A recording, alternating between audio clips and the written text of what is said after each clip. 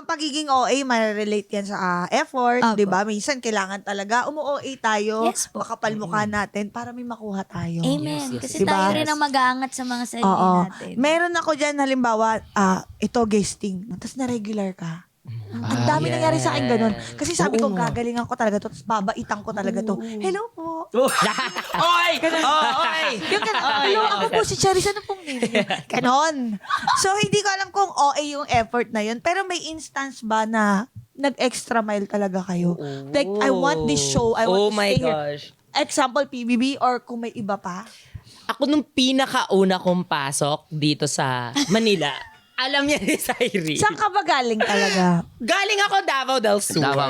Biggest Okay. city, Davao del Sur. Tapos, may pinitch sa akin, pinakaunang project ko ever with Don Bell, movie yun. Okay. Tapos, yung pagpitchakan kasi na-discover nila ako sa TikTok, ganyan. So, parang nagpapanyo ako doon, ganun. Nakikita nila, akala ko nakikita nila yung potential ko sa actingan. Diba? Sabi nila, hello, this is ABS-CBN, ganyan. We'd like to get you for a cameo role, ganyan. Sabi ko, oh my God, eto na yung pagiging artista ko, ganon. Ito na. Oo, eto Start na na yun, to. eto na yun. Oo. So, pagtingin ko sa script, wala ako dun. Sabi ko, Oh. parang, kasi parang yung sa Yung script, binasa mo? Oo, parang, asan yung pangalan na cameo? Akala ko cameo yung pangalan ko doon. Hindi ko kasi alam kung ano yung mga terms. Oo, Gets sabi ko, ko, at least honest ka. Oo, parang panglalaki, you're the role of cameo, ganyan.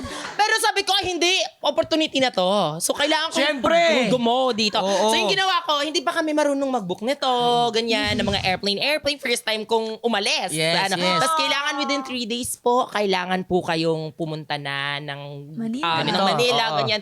Umiyak-iyak ako sa mga friends ko. Bye-bye. Minamanifest ko na this is my last day here. Sa Davao del Sur. Ganon. Minamanifest ko na bakla. So, F na F. yung binook namin na ticket, one way lang. Yung Wala nang one way lang. uwian. Wala nang uwian kasi feeling ko, ay sorry, Totoo magiging ba? artista na ako. Promise yan. One way lang. Nag-ano pa kami, nagpa-book pa kami sa ticket booth. Kasi hindi namin alam yung mga ganyan-ganyan. Oo. pandemic to. Tapos, ayun na, nandun ako sa syempre, before mag-shooting dates, kailangan ka mag-lock-in. Nag-lock-in ako ng 9 days. Ganyan. Pandemic kasi. Oo, pandemic Oo. kasi yan. So, after the lock-in, pagdating doon, andyan na pala si Esmir. Sige, cameo na yan. So, yung role ko, sabi ko, oh my God, Tatawa anong talaga. cameo? Ano Ganyan. role mo, Sabi niya, cameo? dala mo ba yung hanky mo? Sabi ko, yes po. Tapos, ayun, shooting ako, dinaanan lang ako ng camera. For 3 seconds naman, at least, di ba? May 3 seconds ako nakahanky ako doon. Tapos, after nun, okay na, pack up na si Esmir.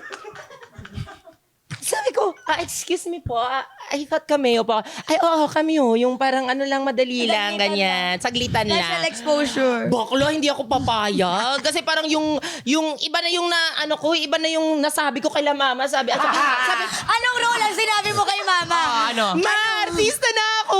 Sabi, ay talaga, oo, Don Bell, anong role mo? Best friend ni Bell.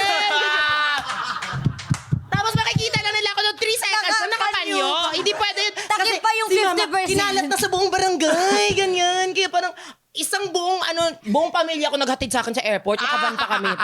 Eto na yun. Eto na yung na pagiging yan. artista mo. So yung ginawa ko doon, pinatawa ko yung lahat ng staff, ganyan. At nabudol ko yung RM ni Bel Mariano that time. You're funny, no? May ano ka na ba? May management ka na ba? Ganyan. And that is the start of my career. Wow. Ganun! Ayan. Kaya sa sobrang tawang-tawa nila, yung role ko doon, kami, instead of cameo, sabi ko, ay, dala ko po yung mga wigs ko, ganyan. Sige, pasok ka namin dito sa mga eksena. So, from 3 seconds, naging 3 minutes yung Yes!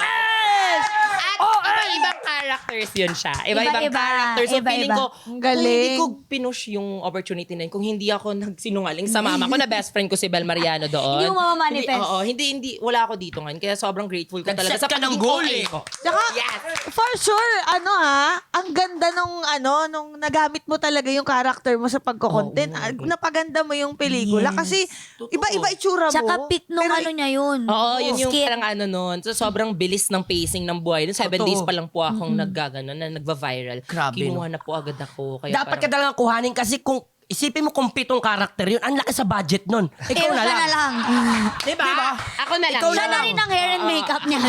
Oo. Mahirapan. Galing, Sobrang nakaka-inspire. Kasi pag gusto mo talaga, pag inisip mo talaga, kaya mo talagang gawin eh. So masasabi Ganun lagi ito, ko Madam Cha, sinasabi. na ever since talagang pangarap mo maging artista. Yeah. Hindi ko siya pangarap, Ay, hindi ba? pero gusto ko lang panindigan yung pride ko. Oo. Oh my God! Ego. Yung ano na, yung na-PR ko na dun sa amin, artista na ako, bakla. At best Ay, friend. nakapahiya. At na-post na ako ng Diga City page. Diga City page is near to na-headline na ako na to star in Love is Colorblind. Patay, bakla. Tapos makikita nakaganon. Ay, ganun lang siya. Ganun. Kaya sabi ko talaga doon, Happy Direct, ano, ganyan. Sabi ni Direct, uy, nakikita ko yung mga content mo. Oo, why not, ano, di ba? Pasok natin, ganyan. Kaya tigto 2 seconds lang. At nakumpay lahat ng mga 4 seconds, 2 seconds, 3 minutes na siya. Yeah. Galing! And after nun, doon na nag-open yung doors po sa akin. Kaya, Ang galing.